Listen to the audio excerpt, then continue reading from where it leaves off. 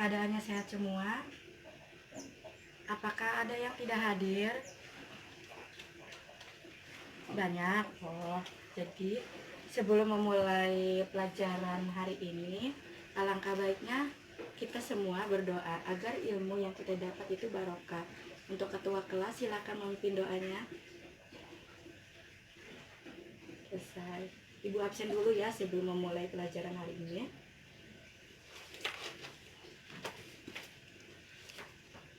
Adara, Anjani, Bilal,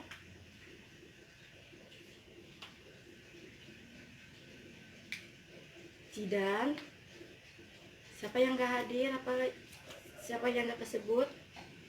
Dimas. Oh, kenapa dia Dimas? Kok akhir-akhir ini selama 3 pertemuan ibu mengajar di sini dia tidak hadir? Apakah pelajaran lain juga dia tidak hadir? Kalau misalnya dia hari Selasa masuk, kasih tahu dia ya untuk menghadap ibu. Ibu tunggu di ruang guru. Sebelum memasuki materi, ibu mau mereview hasil pelajaran yang kita pelajari minggu kemarin. Ada yang mau review pelajaran apa yang kita pelajari minggu kemarin? Silakan Bila. Ya benar. Ya benar yang dikatakan oleh teman kita. Jadi, minggu kemarin kita belajar tentang demokrasi liberal. Ada yang tahu demokrasi liberal sendiri merupakan sistem pemerintah yang di dalamnya ada peranan besar partai politik yang menguasai dinamika politik masa demokrasi terpimpin ialah yang awalnya latar belakang terbentuknya demokrasi dari demokrasi liberal ke masa demokrasi terpimpin ialah sebelum adanya masa demokrasi terpimpin ini, yakini ada masa yang disebut masa demokrasi liberal. Dalam sistemnya ialah didasarkan pada asas liberal yang ditandai dengan besarnya peran partai-partai politik.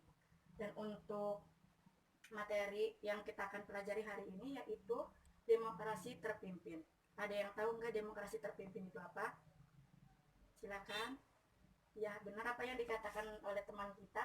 Demokrasi terpimpin ialah sistem pemerintahan dengan sistem kebijakan atau keputusan yang terpusat kepada satu orang, yakni kepala pemerintahan. Ataupun tujuan dari didirikannya demokrasi terpimpin ini ialah yang pertama yaitu sebagai pengganti demokrasi liberal. Kenapa diganti? Karena pada masa demokrasi liberal banyaknya penyimpangan yang terjadi di masa itu, seperti apa sih ideologi yang ada pada liberal tidak cocok dengan ideologi yang ada di Indonesia. Yang kedua yaitu meningkatkan kekuasaan presiden. Jadi yang awalnya kekuasaan presiden hanya kepala pemerintah, namun setelah diganti dengan demokrasi terpimpin berubah menjadi kekuasaan tertinggi di pemerintahan. Terus yang kedua, latar belakang munculnya demokrasi terpimpin. Yang pertama yaitu munculnya gerakan separatisme pada masa demokrasi liberal. Yang kedua yaitu pergantian kabinet yang sering terjadi pada masa demokrasi liberal, sehingga banyaknya program yang dijalankan pada masa kabinet tersebut tidak berjalan dengan utuh. Yang ketiga yaitu kegagalan konstitusi membentuk Undang-Undang Dasar sementara 1950. Terus pada masa demokrasi terpimpin ini, pada tanggal 5 Juli tahun 1959, Presiden Soekarno mengeluarkan dekret presiden, di mana dekret presiden itu berisikan 3 pokok, diantaranya yaitu pembubaran konstitusi, yang kedua yaitu tidak berlakunya Undang-Undang Dasar sementara dan berlaku kembalinya Undang-Undang Dasar 1945, dan yang ketiga yaitu dibentuknya MPRS dan DPR. Jelaskan semua materi hari ini, Ibu akan membagi 3 kelompok. Yang bangku pertama sampai ke belakang itu kelompok 1, dan bangku kedua ke belakang itu kelompok 2, dan bangku ketiga itu kelompok 3. Jadi untuk kelompok pertama itu membahas tentang penyimpangan yang terjadi pada masa demokrasi terpimpin. Yang kedua yaitu kelebihan dan kekurangan masa demokrasi terpimpin. Dan yang ketiga yaitu nilai apa yang terkandung pada masa politik demokrasi terpimpin. Sistemnya yaitu nanti kalian diskusiin materi yang ibu kasih 5 menit untuk mendiskusiin, dan hasil diskusi kalian ditulis di kertas lembar. Setelah itu tunjuk perwakilan dari kelompok kalian untuk mempresentasikan hasil diskusi kalian. Setelah waktu yang diberikan ibu sudah cukup ya untuk mencari jawaban, ibu minta perwakilan dari teman kalian atau yang bisa jawab pertanyaan yang ibu berikan. Silakan Bila. Iya. Ya bagus, tepuk tangan.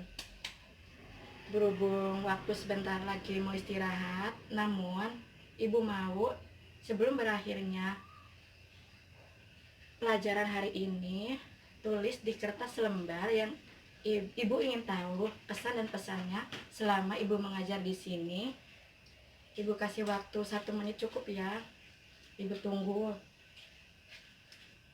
Cukup tidak? Kalau misalnya tidak cukup, untuk ketua kelasnya harap dikumpulkan kertas yang isinya saran dan kesan selama ibu mengajar di sini, dan dikumpulkan di ruangan guru ya habis istirahat. Terima kasih.